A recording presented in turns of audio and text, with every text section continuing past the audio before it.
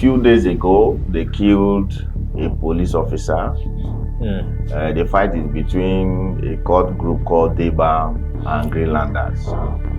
And residents are fleeing for their life.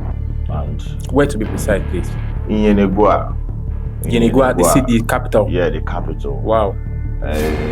Some days, information before us is that a leader of one of the cult group was killed. Okay. And you see, Bayelsa State, for me, there is nowhere in any part of the world where sustainable development can take place in the absence of peace. Now that you just said this, I think something just came to my mind. Cultism is a big issue in the Niger Delta. I mean, just yesterday there was this cult fight, a big clash between students in RSU, and I was like, wow, I mean, people were bleeding and all of that. And I mean, this week is SUG week. So I think it's a really big issue that we need to talk about cultism as a whole and how we can walk away from it, or like the way forward. Just like she said, the level of cultism is high. So Bayelsa has cultism, River State also have cultism too. The level of, it's alarming. Sometime last month or so, they killed a student at the Ignatius, I was told. Okay, now another one. So the level of cultism is high. The level of drug abuse in River State is high. And it's prevalent among the youths, even more than older people. The level of illegal means of making money, as they say, yahoo. Which of the state carries it? Which of the state is the Niger Delta? Comparison or comparative analysis. No, at this point, okay, you're referring to River State. Yeah, okay. It's high. You see, I want to give kudos to the Amainabo, the kings of Wakreke Nation, for coming together to make a pronouncement that there should be no court activities in Wakreke, indecent dressing, Yahoo boys should leave the place. He said that. Okay, so if other traditional rulers will emulate these monarchs in Wakreke, I think we can be able to overhaul River State and keep it in a state where people peacefully come into the state, do business to improve the lives of indigents and residents. All right, ladies and gentlemen, it's yet another exciting episode of the biggest podcast show in Niger Delta. All right, as you all know, we won't waste your time. First of all, I want to say thank you to every one of you who has always waited for us every 5 p.m. on Wednesday, West African time. I want to say thank you so much. So without wasting much time, may we go straight to introducing our headline sponsors and our associate sponsors. Number one on the list is the Belema Oil Producing Limited, a truly indigenous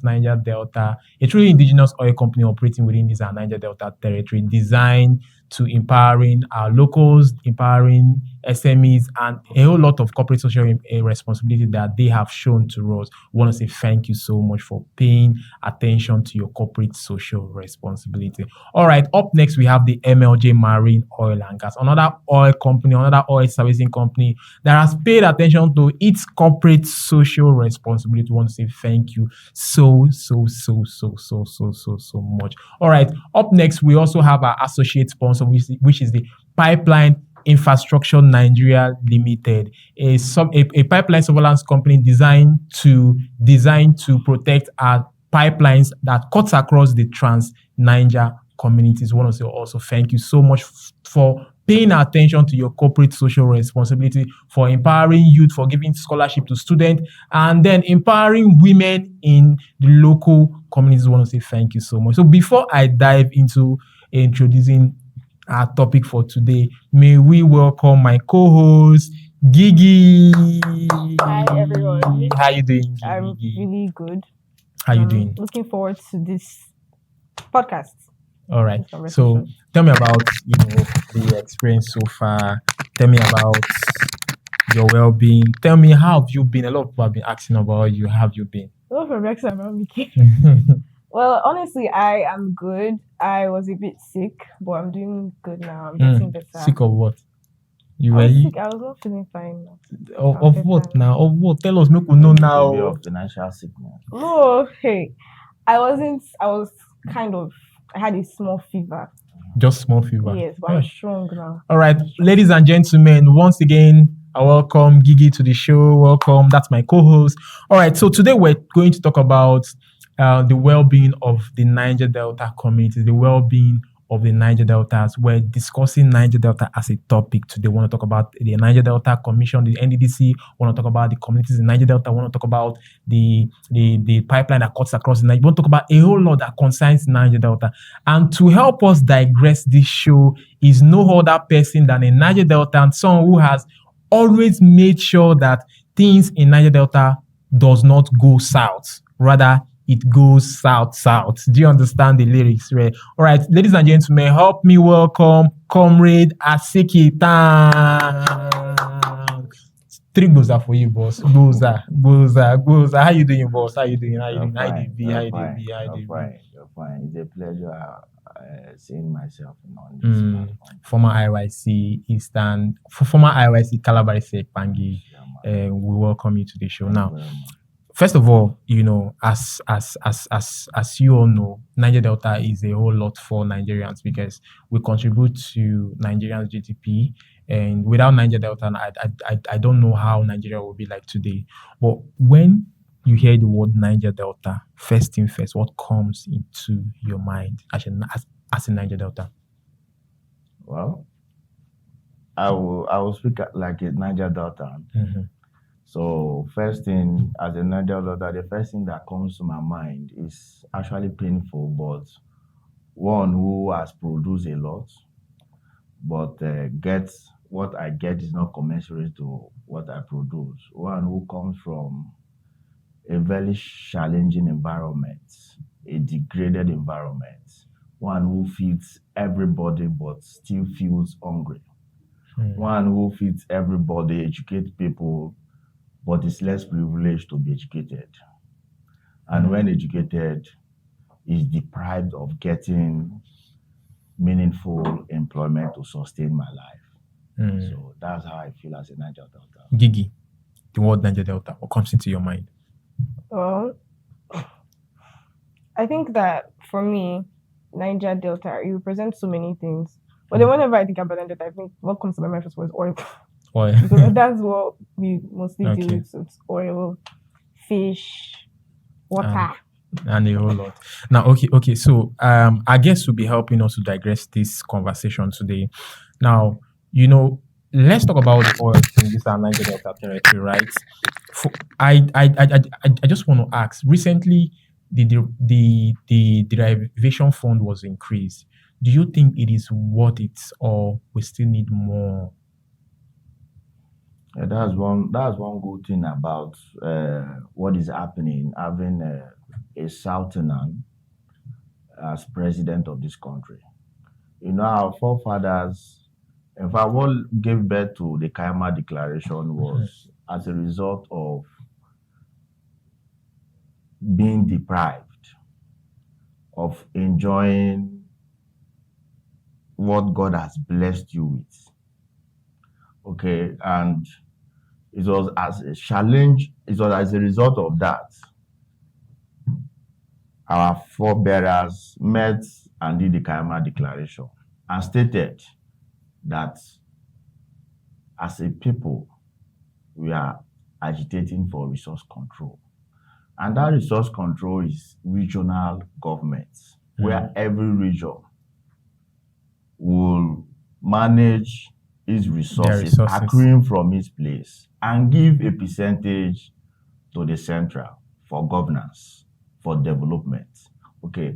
And what the Tinubu-led administration has just done is to acknowledge this region that are producing oil, this region that has gold to mine. Okay. Go and manage what you have. But I think that's where the NDC comes in. Yeah. So But the NDC has So been set up if, years if he ago. had failed, Mhm. if he had failed not to increase, Okay. our derivation fund. derivation fund, Mm. then it will be a misnomer. It will be another oppression on the Niger Delta people. Because, for instance, before now, the Niger Delta, even as it stands, we have Abia State, we have Imo State as part of the Niger Delta NDDC. As I speak to you, we equally have representatives from the northern region in NDDC. Okay, but what he has just done is to carve a niche for each of these regions to go and manage their resources. Okay, that's why today we have the South-South Development Commission, and that's an advantage to us. Now, the challenges we are having as a Niger Delta, of course, we are aware of the insurgency, the youth restiveness. It was at the peak in the Niger Delta region, and to address these issues, we need to. It needs to increase our funding so that these challenges, roads, education, lighting, that's one of the things the MDNDC just did, the lighting up of the Niger Delta region. Is it that one they said each light is 300 and something million? Well, that's governance. Of course, you know how the increment in dollar.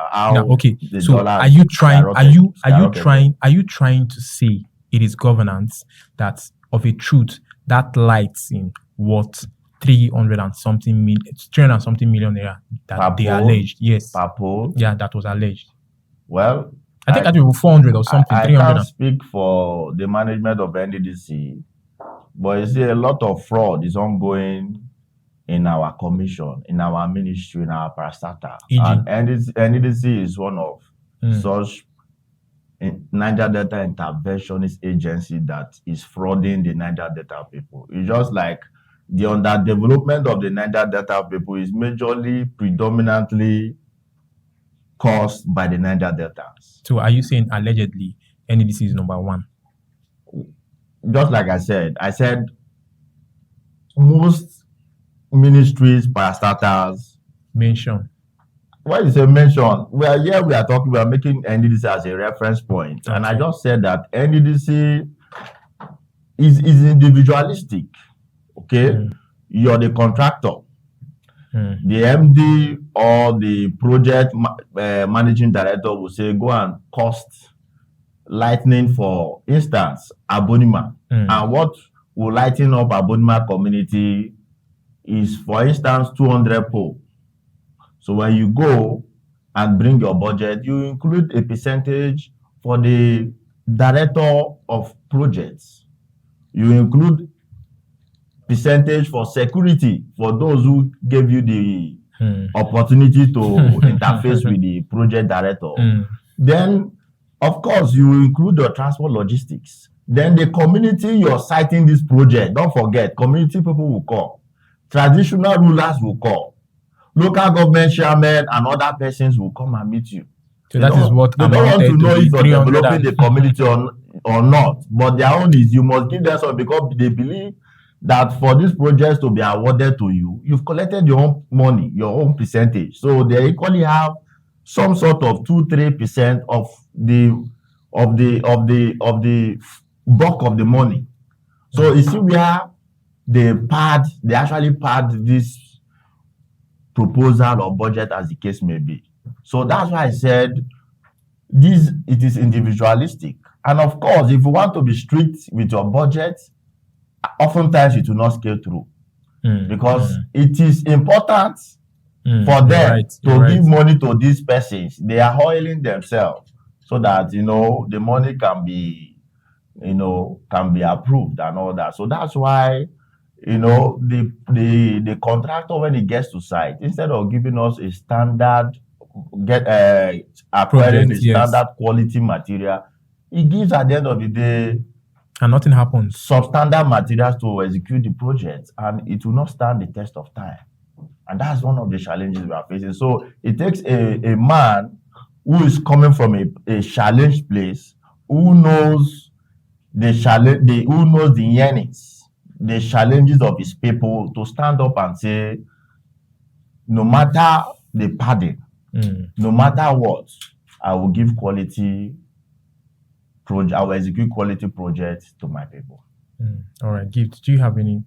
I actually want to ask a question. So this person now, will this person be influenced by the people already running the system? Already he has been influenced. He or she has been influenced. Just like You I said said. it takes a man to stand up and say, regardless of what's going on, I'm going to listen to the yearnings of the people. So won't this person be influenced by the system already placed on ground? Well, it's just like your Yes, exactly. For we to have nobody, like for we to have maybe one or two persons that would say, no, I don't want this. Will they give you the job? in this Nigerian state. What's the problem? It's rare. It's rare. That's the truth. It's rare. We need to be blunt. It's rare. But just like, for instance, the ongoing East-West Road is it Calabar road networking? Yes. This Rumoji, Yenegua, Rumoji, Imbiama axis of the road that was caused by flooding. Okay, that NDDC is now presently handling. Not even NDDC is the Ministry of Works, because the East-West Road is now under the purview of the Ministry of Works. If you look critically, there is a paradigm shift in our road networking system, particularly the duration and sustainability of our road networking. Why do you think so? Because they are no more using the archaic way of constructing the Nigerian road networking system. This present one is more sustainable and more durable. And so it takes time, but it will give you a quality job. In Port Harcourt, I don't think we'll in terms of durability, sustainability, I don't think we'll compare any road to that of Awofare Road. Yes, exactly. Particularly Awofare of I agree with you. So that is the kind of job the Minister of Works is embarking on. Now, so all right. Sorry to cut you short. I just thought about something, right? Now, a lot of times, as Niger Deltans, as youths, we've come to hear, so party agitating for this, agitating for that, this, that.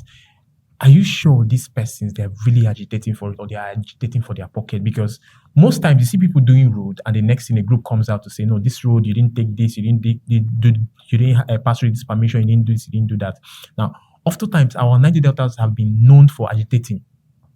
Hey, today we are agitate for this one. Hey, today hey, today we don't do that. It's all this, is all that, and a whole lot of other communities that are also affected. Do you think we're really, really agitating, or the days of proper or sincere agitation has passed? Well, let me start by saying that since the inception of this Fourth Republic, since the advent and acceptance of democracy in Nigeria, if you observe critically, there is one thing that is always constant in every successive government, which is road. They need to do the road finish. Every government will carry out road projects. So, for instance, Inyes Owike came under his watch, awarded the Emoa Calabar Road. It is equally possible that under Sir Siminalayi Fubara as governor, he will come and, I'm just making an instance, he will come and still award that road because there are bad spots on the road, lack of quality material, right? So in every government, you see all of these abnormalities. That is to say, under Jonathan, Dr. Goodluck Ebele Jonathan, the present president, the incumbent president of our nation, led a protest, agitating, in fact, in synergy with NUC, TUC, Labour, agitating for the removal of subsidy, yes, increment of minimum wage, and all of that, right? They went and formed a party APC to dethrone Jonathan and Buhari came on board, agitation continues. Okay, but how does that answer the question about different ideologies versus their personal benefits? Because you see, most of these political parties, they come in and then they're like, oh, we'll do this, we'll do that, we'll do that. But then when they eventually come on this seat, they actually go after their own personal benefits and their pockets and what they can get for themselves. Outside that, what I'm not too certain about is the fact that we Niger Deltans we're always very. There's this one thing we always want. I no go agree, I no go agree. You no go agree, you know. There's this song, you know that I no go agree, I no go agree. Something like that. You understand? I no go agree, I no go agree, I no go agree. We are always agitating for one thing or the other. Do you think the real agitation, those days where the real men, you know, I'm talking about the med period, this other period, we've passed that stage, or there are still ongoing real agitation going on right now? Well, in every phase of our life. Because I remember when this pipeline surveillance of a thing came around and stuff like that, and then there's a lot of group that came out to, oh, I want to do this, or I want to do that, or they should give to this person, they should give to that person. Just what I'm saying. Even till date, it is causing an issue amongst Niger Deltans. Okay, in every phase of our life, certain things fizzle out. Just like the kidnapping of white men. Today, it is no more existing or occurring in the Niger Delta region. That has fizzled out. Okay. So,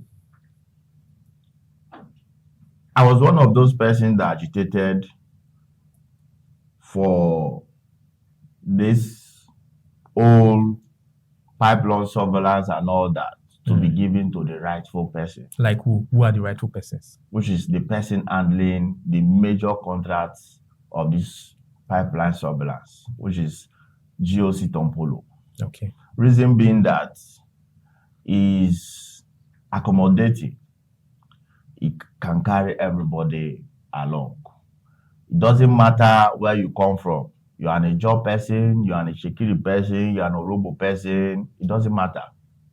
He will give you what belongs to you. But currently, right now, that same Tompolo is still having issue with Shekiri clan. No, that one has what he gives to them is even beyond ordinarily what they are supposed to get. So why the agitation? Okay, so you know there are people you can't satisfy. Just like economists say, you can't satisfy human wants.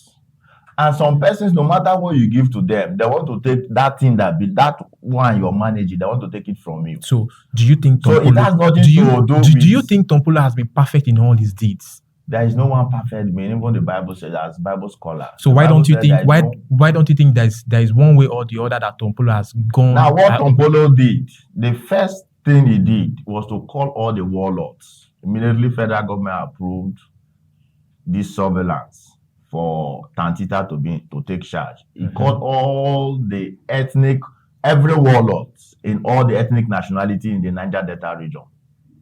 After meeting with them, he went down to meet with their boys, state by state, and to say, okay, see, this is what I'm giving out.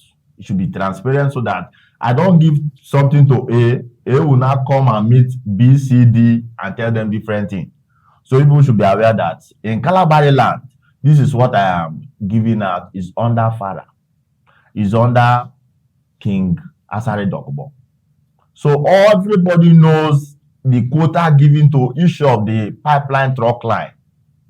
Everybody knows, and they know how much is to be paid to per individual. So for instance, if you are to be paid 200,000 monthly, and you're not paid that 200,000, and you're paid below, it's not the fault of Tompolo. So if in a truck line, they are supposed to engage 100 youths, and the contractor engages below that number, it is not Tompolo's fault. And let me say this again. What he gives to every contractor, apart from the number of persons they are supposed to engage in each of these truck line, is different from what he gives to them as individuals, contractors. Now, let me come in here, sir.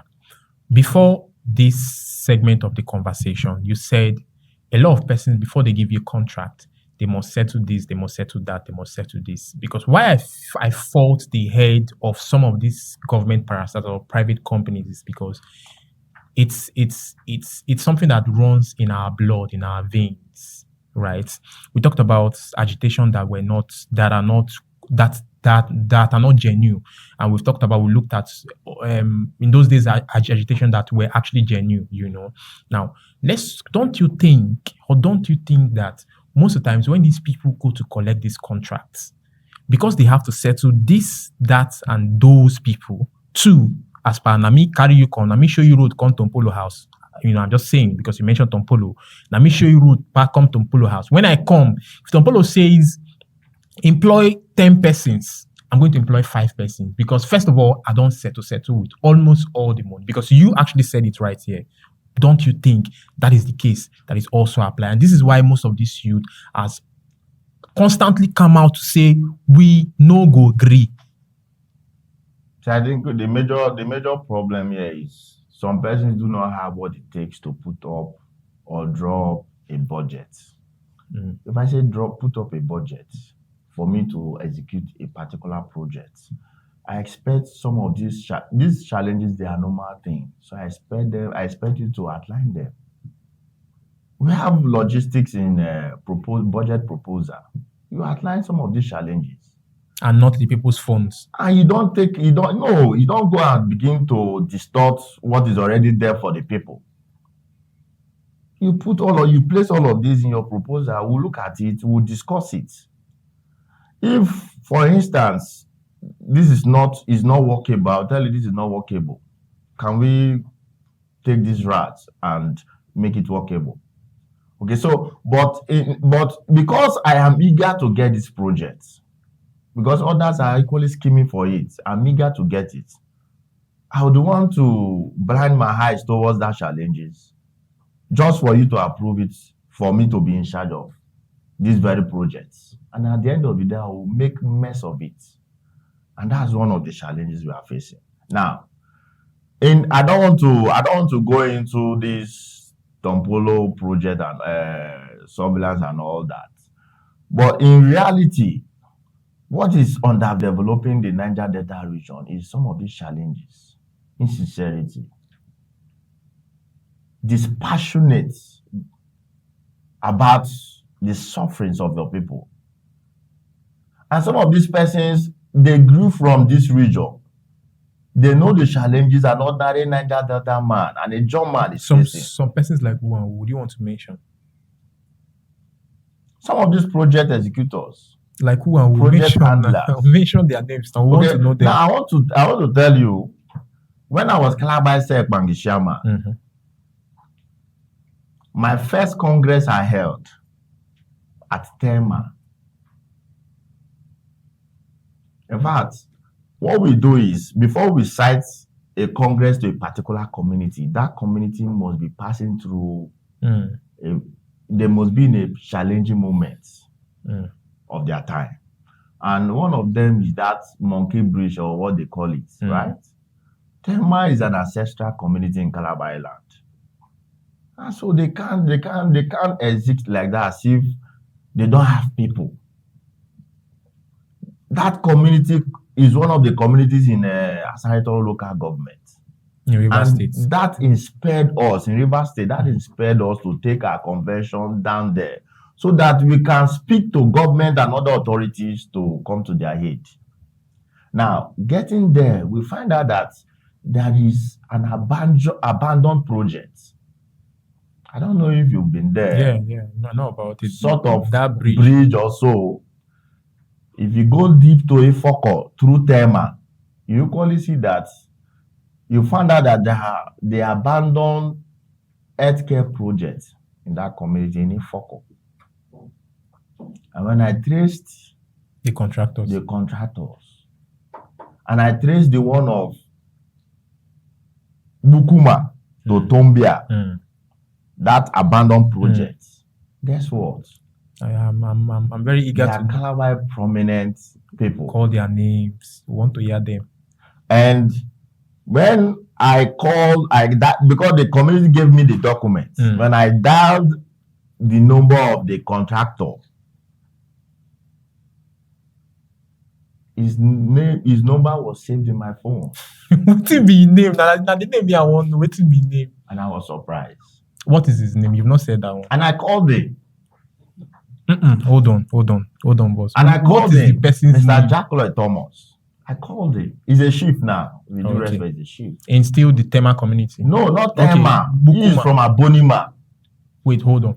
And The Abonima contract was person. given to Dr. Farah Dagogo. Okay. So he did the work. Allow Jack Lloyd did the work. Through Dr. Farah Dago. Yes. And I called him. Then he wasn't the chief. Mia, what is happening? This is the document before me that Bukuma people gave to me. And so he said a lot of things. What did he say?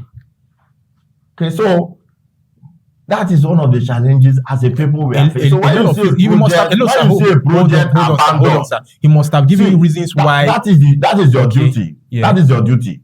When you see a project, we have a lot of projects scattered around in Calabar Island abandoned. Did he say the government did not pay completely? See, when you There say, must be a factor. Okay, it was awarded by NDDC. Okay. And of course, NDDC is an interventionist agency in Niger Delta. But there's a lot of NDDC So uncompleted projects. we call successive administration. Okay. So, for instance, when Professor Brebefa left, another person came, right? You take your project, project approval to the MD. That see, this project was awarded to my company so time. Okay. They paid half of it. 45%. Okay, yes, exactly. 35, as the case may be. Yes. Please complete this so that I can do this job for my people. No, I feel you now. So you can't come and tell me they didn't pay in full. That is nonsense. Okay? And I laughed. These are the same people who claim they love Calabar. So I'm using that as an instance. We have a lot scattered around. Okay, hold on. Niger Before we wrap up this NDC saga, in every agency they have leaders, they have rules, they have regulatory bodies. Now,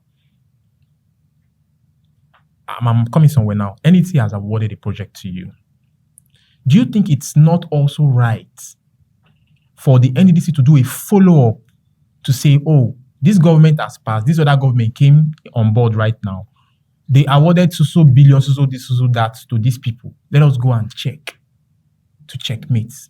At this point now, the blame should be on the people fully, or NEC should also share the blame. Because you said you called your brother, the one in charge of the project, who allegedly abandoned the project, but you did not reach out to the government parastatal. So do you think the blame should be shared at this point, or it is your brother who was giving the project and he allegedly abandoned the project? No, it should be shared. It should be shared. If I give you something to do, if you're giving an assignment, I should be able to follow up if you're doing the assignment according to my instruction, right?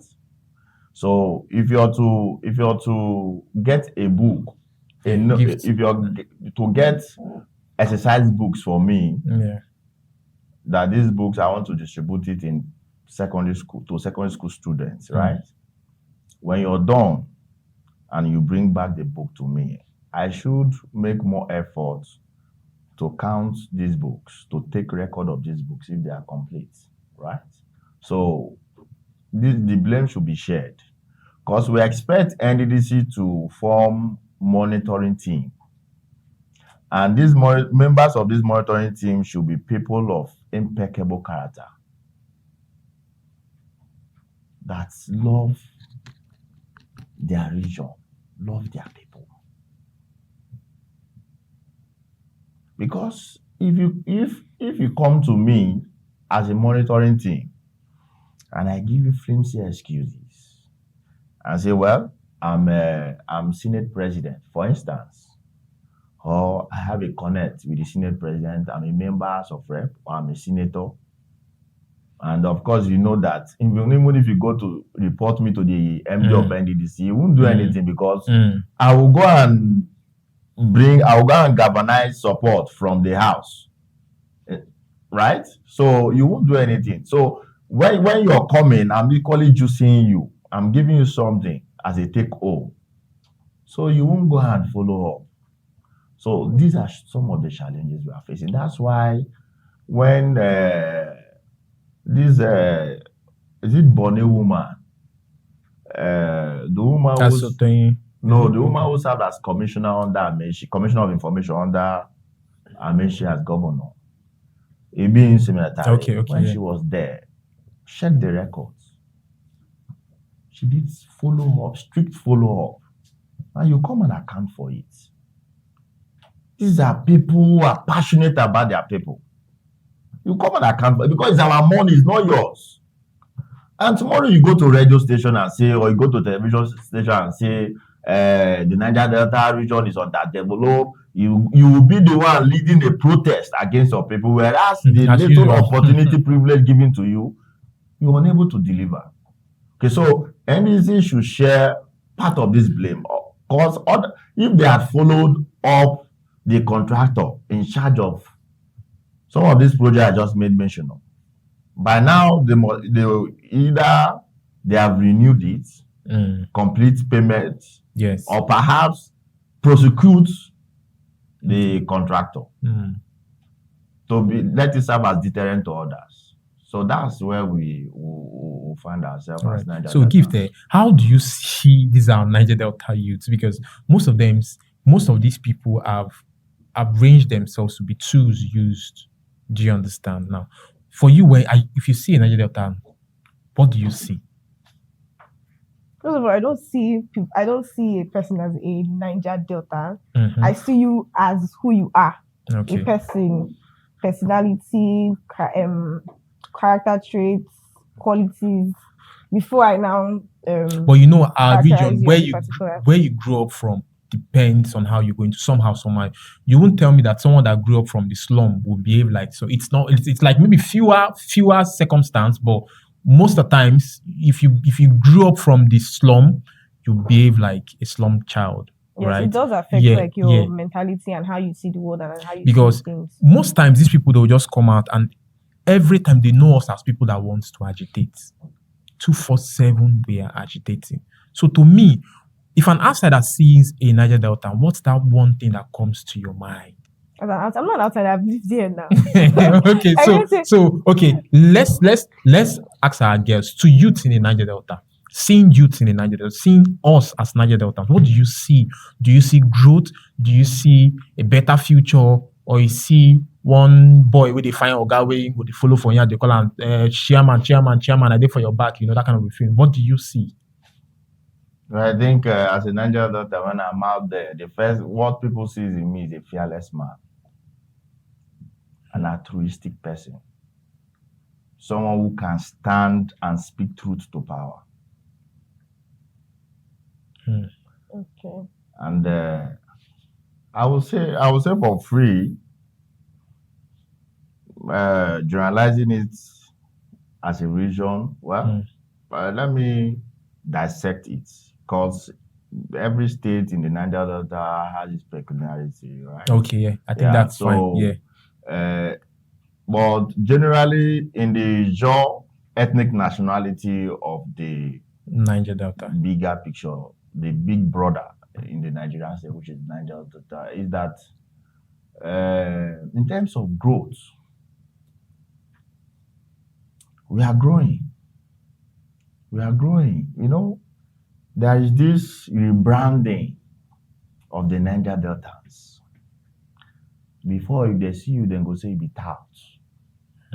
Yes. Before if they see you, then go think say, as you then you carry gun for body. But you see, we've built ourselves to a point that the gun is inside of me. It is not physical. You see that's as a result of education. What education is not a gun? Now let me say this. Education is a tool, right? To eradicate a particular thing, which is poverty. Right? A gun that we see physically is equally a tool to stop nonsense, oppression, intimidation. Well, how can we say that education is actually a tool to stop poverty when we have vast majority of youth that are unemployed? No, I said to eradicate, to reduce.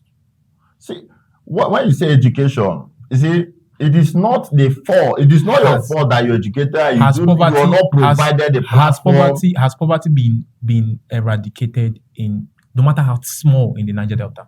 No, not eradicate. No government can eradicate poverty. You can reduce, minimize the rate of poverty. Has it been reduced in Niger Delta? Yes, it has. To what? It has. To like how many percent?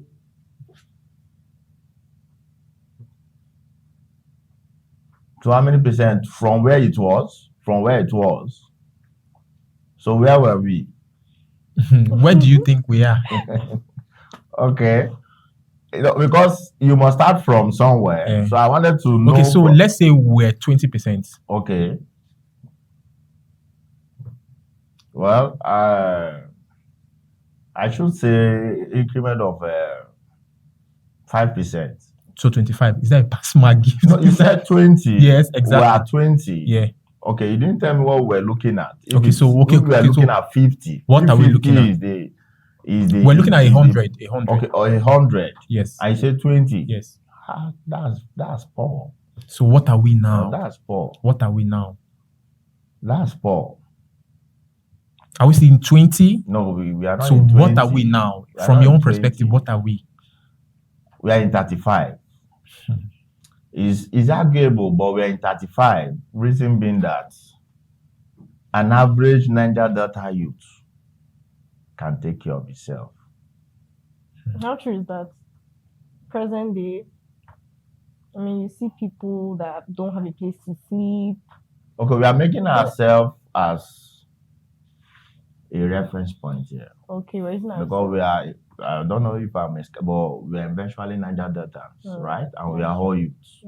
So I believe you can take care of yourself. I believe and I know you take care of yourself.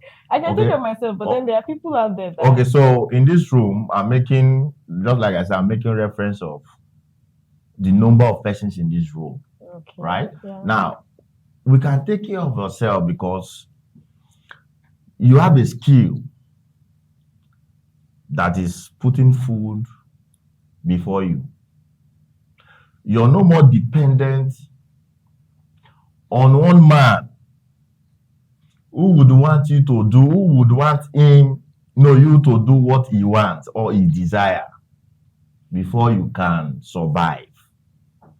Okay. Now, we have youths in this Niger Delta that can walk out of you if what you're placing before them is something not sustainable. It's something they can't be proud of outside you as an individual. Now, you've been a leader, one of the leaders, amongst the leaders in this Niger Delta. Apart from pipeline surveillance, what is that one thing that you feel like the government has given to us that is sustainable? Because most of these are Niger Delta youths. Come on. I can't go to school and you're telling me to come and man pipeline when even in the sea it's not safe.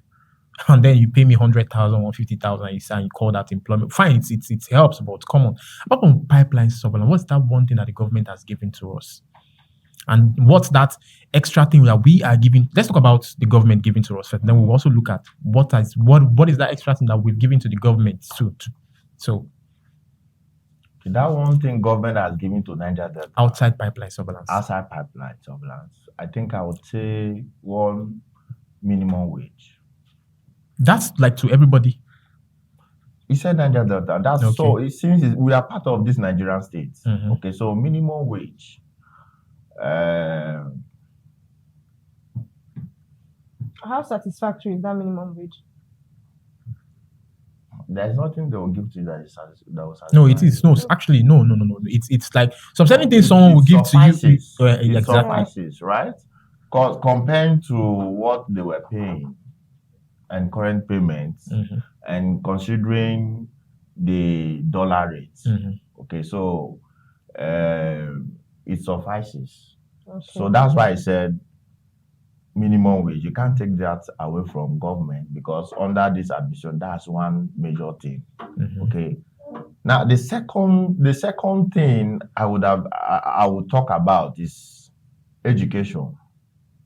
Okay, under the watch of President Tinubu, he gave bursary. I wasn't aware. Bursary, really? Seriously, he gave bursary to all Nigerian students. Bursary. Under which president? Do you understand? Bursary. You're not aware? Gist us. Like, wait, hold on. Tinubu gave bursary to all Nigerian students. Is it audio bursary? Bursary loan. Are you talking about the Nel Fund loan? It's a loan, bursary loan to all Nigerian students to enable you pay your school fees, cater for is it working? Do you think I think you're talking about the Nel Fund loan, right?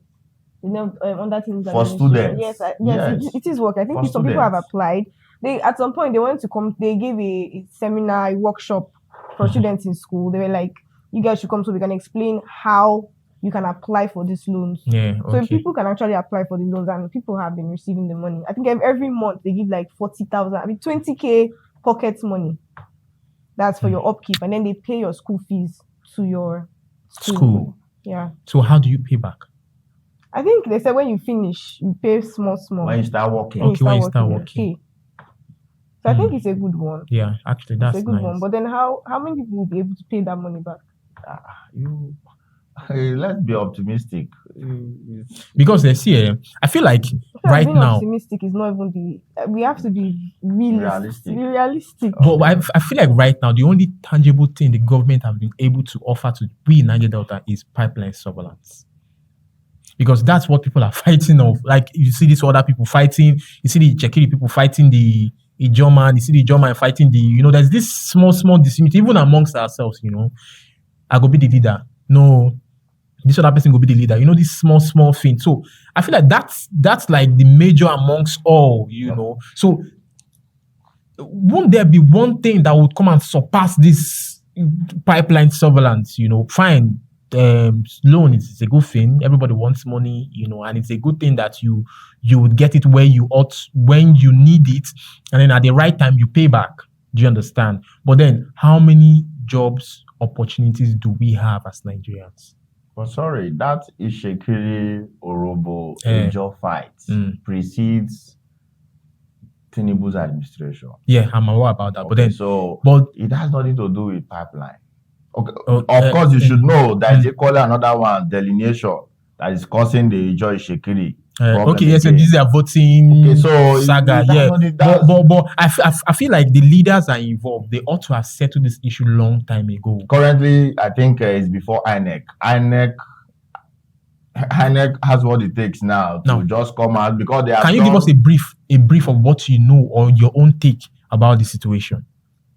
That situation has been resolved. The job people decide to take it constitutionally to the court. Let the court decide. And the Supreme Court gives its verdict. That what? Directing INEC to go and delineate that federal constituency. Because the jobs, population in community wise, they are more than the Shekiri people. But in that federal constituency, obviously, I think the Shekiri people has more people who have affluence and influence. Okay, so they are domineering politically in that federal constituency. So they have to undermine the population of the job people in that federal constituency. And that's why the job people decide to take that route.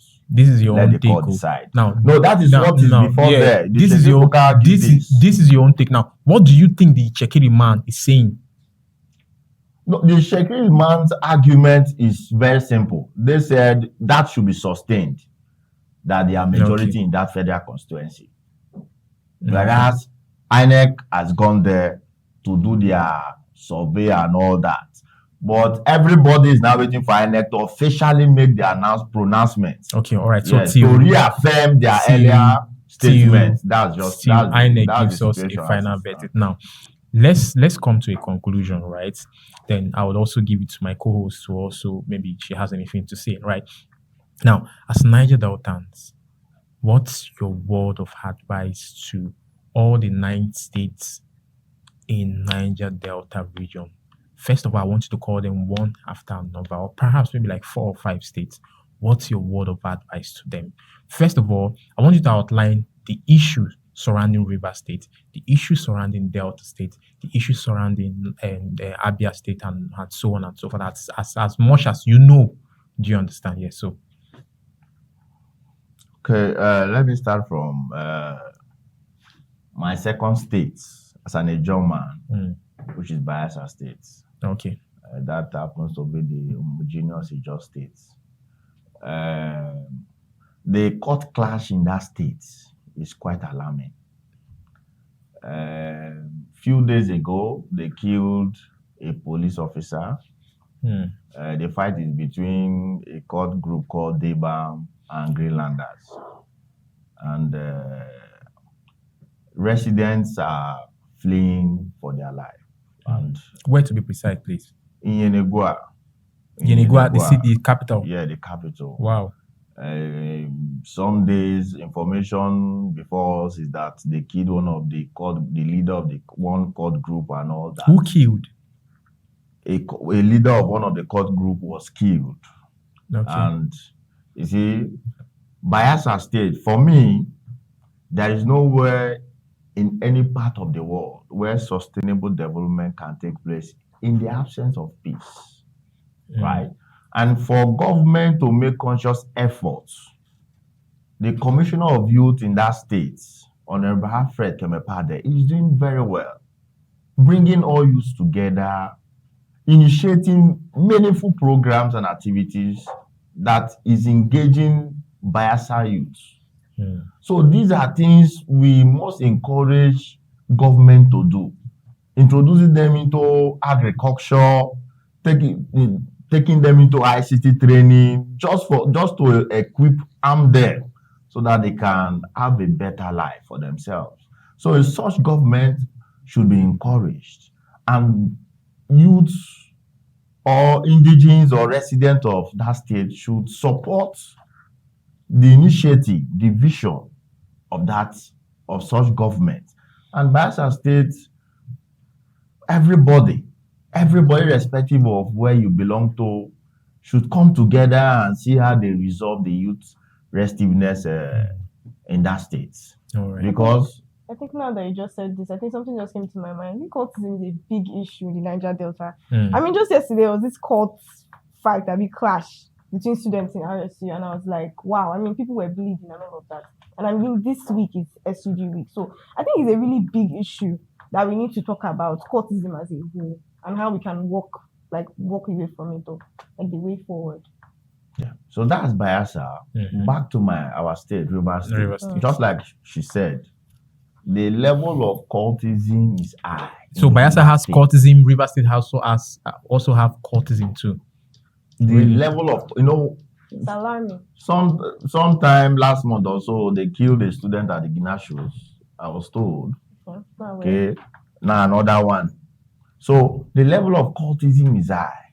The level of drug abuse in River State is high. And it's prevalent among the youths, even more than older people. The level of illegal means of making money, as they say, yahoo. Which of the state carries it? Which of the state in the Niger Delta? Comparison or comparative analysis. No, at this point, okay, you're referring to River State. Yeah, okay. It's high. You see, I want to give kudos to the Amainapo, the kings of Wakreke Nation, for coming together to make a pronouncement that there should be no court activities in Wakreke, indecent dressing, Yahoo boys should leave the place. He said that. Okay. So if other traditional rulers will emulate these monarchs in Wakreke, I think we can be able to overhaul River State and keep it in a state where people peacefully come into the state, do business to improve the lives of indigenes and residents. Because court clash, cultism, and it is causing disrespect exactly in our homes. in our communities. Some of these our kings and chiefs don't have respect anymore because a youth who is saying 2 million, 5 million within a week or an interval of 2 weeks, you will not come and tell him what to do, right? He will drive fleet of cars into the fleet of Benz into the community. Whereas you as a king, I guess what you're driving is a Prado. Okay, so you can't come and tell him not to come to his community nor play around with money or play around with girls. And I see that even our girls, the females are drastically going into drug. Going into drug because some of these boys, they would want to influence you to take what they are taking. And you don't have any other choice because at the end of the day, you're going, he will give you 200,000, 500,000. If you want money for phone, iPhone, this, he will get for you.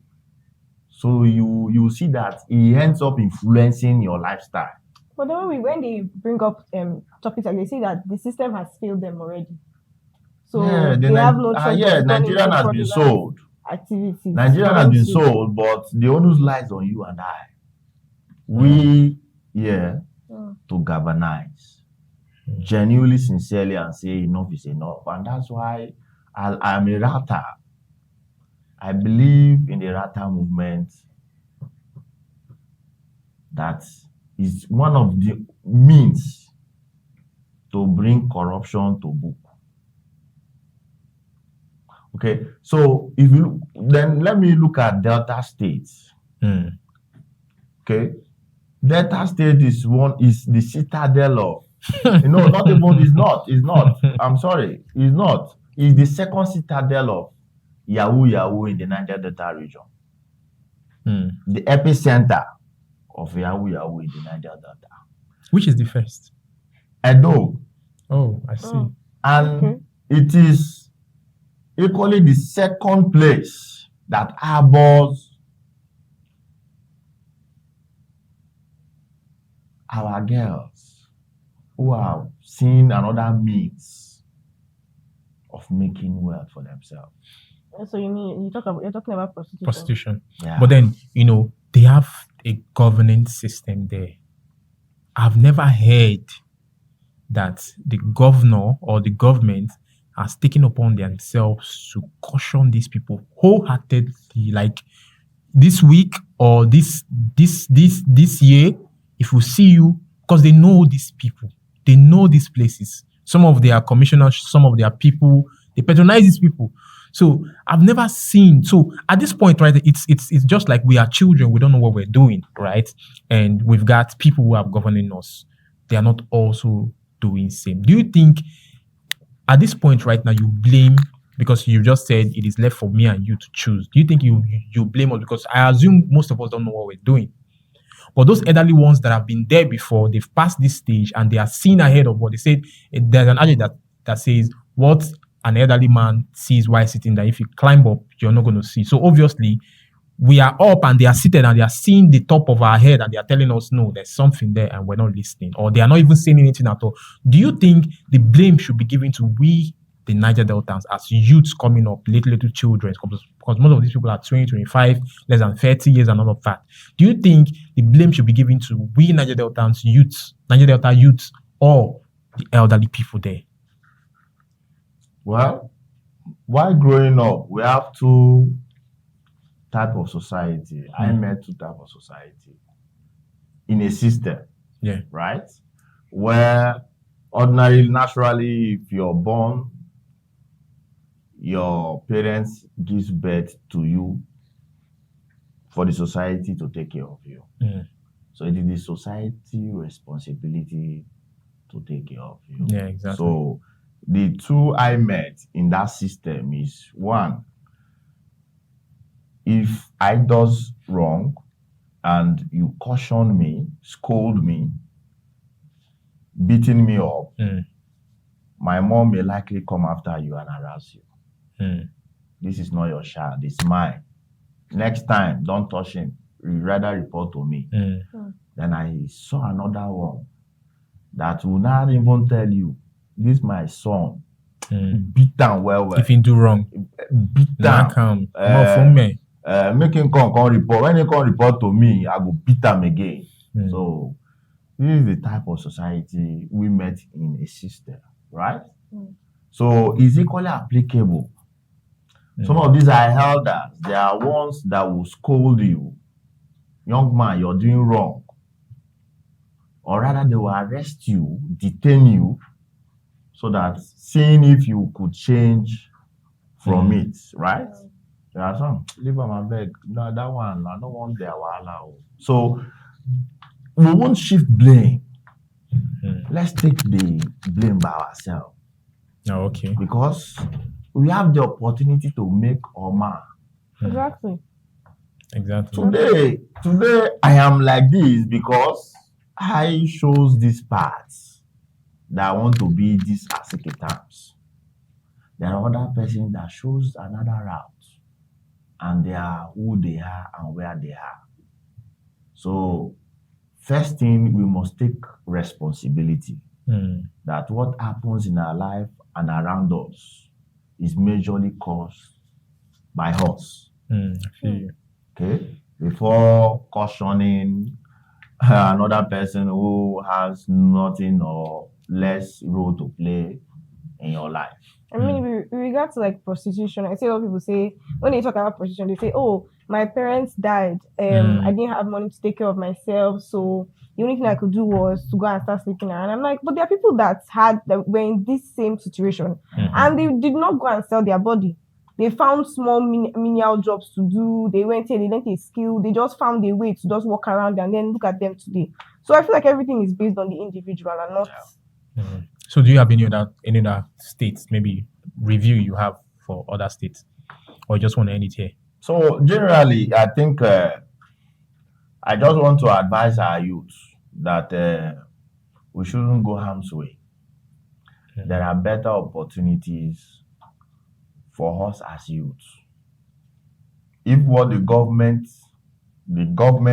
federal, state, local, if what they are doing will not be beneficial to us as youths, we should stand up to our responsibility, to the occasion of speaking truth to these persons.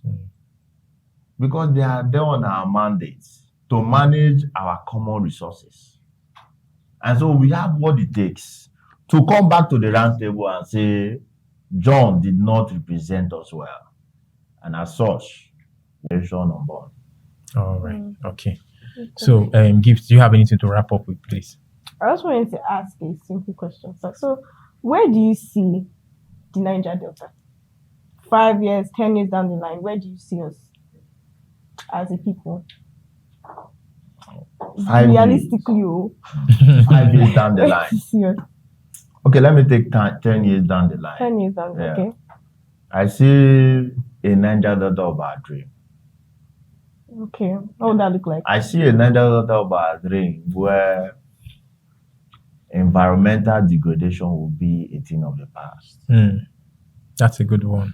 Youth restiveness will be in its barest minimum form, where the products of Niger Delta will be the pride of this nation globally. Because we have Niger Delta youths who are intellects, who thinks like AI, who does things like AI. And they are outside the shores of the Niger Delta making ends meet. And I say by 10 years' time, these people will come back to reform the Niger Delta and place it in a global map. I see a Niger Delta 10 years from now, where our common resources will be used for the ordinary man and woman who is speaking Perenco on a daily basis. Where that woman who cannot put a child in school will be able to go to school, use the certificate as certificates.